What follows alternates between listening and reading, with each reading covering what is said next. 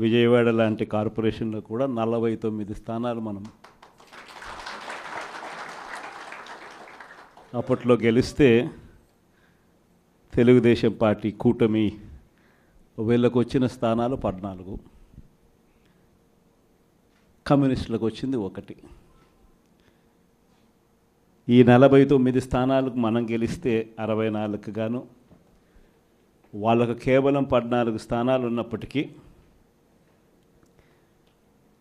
ఎన్నికలు అయిపోయిన తర్వాత రోజు నుంచి రకరకాల భయాలు, రకరకాల ప్రలోభాలు అదే పనిగా పెడుతూ ఒక 11 మందిని మాత్రం భయపెట్టో ప్రలోభాలు పెట్టో తీసుకోవడం జరిగింది. అయినప్పటికీ 38 మంది నిఠారుగా నిలబడ్డారు అని చెప్పడానికి గర్వపడతాను. ఎందుకు ఈ మాట చెప్తా ఉన్నాను అని అంటే దానికి కారణం కూడా ఒకటే. ఇన్ఫ్యాక్ట్ ఏ కార్పొరేషన్ చూసుకున్నా, ఏ మున్సిపాలిటీ చూసుకున్నా, రాష్ట్రంలో ఉన్న ఏ జెడ్పీటీసీ పరిధిలో ఉన్న ఏ మండలం తీసుకున్నా, అటు ఎంపీపీలైనా కానీ, అటు జెడ్పీటీసీలైనా కానీ, సర్పంచ్లైనా కూడా, ఏది తీసుకున్నా కూడా ఎన్నికలు అయిపోయిన తర్వాత 3 సంవత్సరాల తర్వాత లోకల్ బాడీ ఎన్నికలు జరిగితే అటువంటి ఎన్నికల్లో ఈ రకమైన రిజల్ట్స్తో రాష్ట్రమంతా క్లీన్ స్వీప్ చేసిన పరిస్థితి వైఎస్ఆర్సీపీ ప్రభుత్వం, మన ప్రభుత్వం.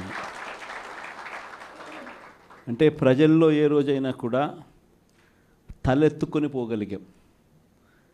ప్రజలకు ఎన్నికల మేనిఫెస్టో అని చెప్పి ఏదైతే ఎన్నికల వేళ మనం ఏదైతే ఇచ్చామో, చూపించామో, ఏదైతే చూపించి మనం ఓట్లు అడిగామో, ఆ ఎన్నికల మేనిఫెస్టోలో 99% హామీలను నెరవేర్చి ప్రతి నెల ఏ పథకం అమలు చేస్తూ ఉన్నామో బడ్జెట్ ప్రవేశపెట్టే రోజే సంక్షేమానికి సంబంధించిన క్యాలెండర్ కూడా రిలీజ్ చేస్తూ, ఇదిగో ఈ నెల ఈ పథకం, ఇదిగో ఈ నెల ఈ పథకం, ఇదిగో ఈ నెల ఈ పథకం అంటూ క్రమం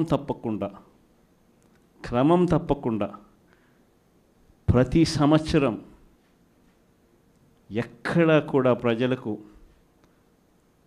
నష్టం జరగకుండా, ఇబ్బందులు పడకుండా క్రమం తప్పకుండా ఇచ్చిన ప్రభుత్వం ఏదైనా ఉంది అని అంటే అది దేశ చరిత్రలో ఒక వైఎస్ఆర్సీపీ ప్రభుత్వం మాత్రమే అని చెప్తాను. వైఎస్ఆర్సీపీ అన్న పార్టీ నిజంగా ఒక విలువల కోసం నిలబడిన పార్టీ. నా దగ్గర నుంచి మొదలెడితే ప్రతి కార్యకర్త కూడా, ప్రతి గ్రామ స్థాయిలో ఉన్న కార్యకర్త కూడా కాలర్ ఎగిరేసుకొని ఇది నా పార్టీ అని చెప్పి గర్వంగా చెప్పుకునే, వాళ్ళకి ఏదైతే మనం చెప్పామో అది చేసి చూపించిన తర్వాతనే మనం ఓట్లు అడిగి గెలిచాము. కాబట్టి ప్రజల దగ్గర ఏ రోజు మన విలువ తగ్గల. కానీ ఎన్నికలైన 9 నెలలు కూడా తిరక్క మునిపే ఈరోజు ఏ తెలుగుదేశం పార్టీ కార్యకర్త కూడా గడప గడప అంటూ ప్రజల ఇళ్లకు వెళ్ళే పరిస్థితి ఏ ఒక్కరికి కూడా లేదు, ఎమ్మెల్యే దగ్గర నుంచి కార్యకర్త దాకా. కారణం, ఏ గడపకు వెళ్ళినా కూడా వీళ్ళు ఎన్నికలకు ముందు ఇచ్చిన వీళ్ళ మేనిఫెస్టో సూపర్ 6లు, సూపర్ 7లు ప్రజలు వీళ్ళకి ఇలా చూపించి, ఆ ఇంట్లో నుంచి ఒక చిన్న పిల్లాడు బయటకు వస్తాడు, నా 15,000 ఏమైంది అని అడుగుతాడు.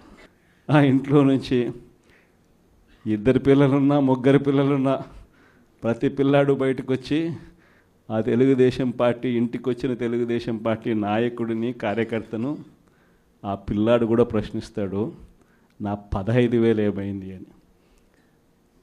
వీళ్ళింటికి పోయినప్పుడు ఆ పిల్లల తల్లులు ప్రశ్నిస్తారు, నా 18,000 ఏమైంది అని చెప్పి. 50 ఏళ్ళు నిండిన వాళ్ళు వచ్చి ప్రశ్నిస్తారు, నాకు 50 ఏళ్ళకే పెన్షన్ ఇస్తానన్నా నా 48,000 ఏమైంది అని చెప్పి. అదే ఇంట్లో 20 ఏళ్ళ పిల్లోడు, ఆ పిల్లాడు వచ్చి ప్రశ్నిస్తాడు, నాకు నెల 3,000 ఇస్తానన్నా 36,000 ఏమైంది, నా 36,000 ఏమైంది అని. అదే ఇంట్లో బహుశా విజయవాడలో కొంచెం రైతులు తక్కువేమో కానీ కొంచెం గ్రామీణ ప్రాంతాలకు పోతే రైతులు కూడా కండువా వేసుకొని వచ్చే ప్రతి రైతు కూడా నా 20,000 సంగతి ఏమైంది అని అడుగుతాడు.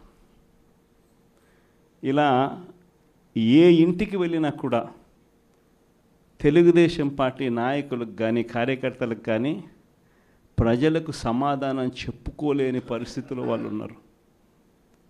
ఎన్నికలప్పుడు ఏదైతే మాట చెప్పాడో ఆ రోజేమో మేము చెయ్యకపోతే మా కాలర్ పట్టుకోండి అని అన్నాడు. మరి ఈరోజు ప్రజలు కాలర్ పట్టుకుంటారేమో అని చెప్పి భయపడి రెడ్ బుక్ రాజ్యాంగం నడుపుతూ ఉన్నారు.